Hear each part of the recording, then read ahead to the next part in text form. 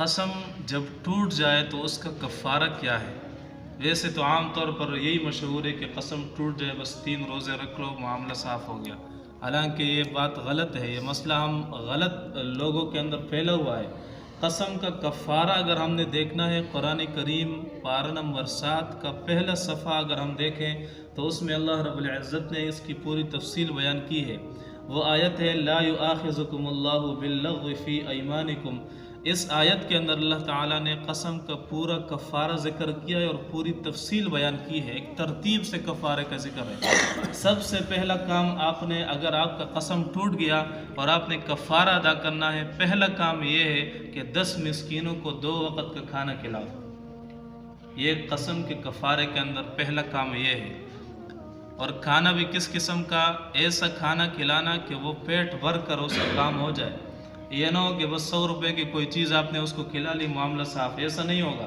بلکہ قرآن میں اللہ نے فرمایا ما تطعمون اہلیکم، جس طرح تم اپنے گھر والوں کو کھلاتے ہو پیٹ بھر کر، اسی طرح مسکینوں کو 2 وقت کا کھانا 10 مسکینوں کو کھلانا، یہ کفارے کے اندر پہلا کام یہ ہے۔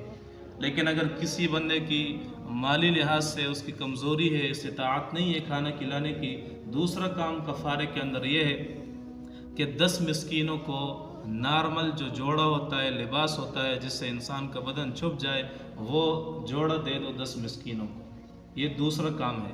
تیسرا کام پھر قرآن کریم نے اللہ نے یہ بیان فرمایا ہے کہ فتحریر رقبہ، غلام کو آزاد کرو۔ لیکن چونکہ آج کل کے معاملات میں غلام کا تصور نہیں ہے، یہ معاملات نہیں ہے، تو چوتھا جو کام ہے وہ آخر میں پھر 3 دن کے روزوں کا ذکر ہے۔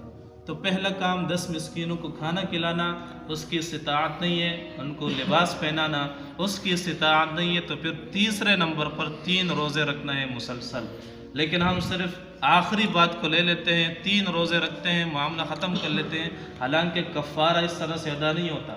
کوئی بندہ مالدار ہے، وہ 10 مسکینوں کو کھانا کھلا سکتا ہے، پھر بھی اس نے قسم ٹوٹنے پر 3 دن روزے رکھے کفارے کے طور پر، تو وہ کفارہ اس کا ادا نہیں ہوگا، کیونکہ اس کی استطاعت ہے کھانا کھلانے کی۔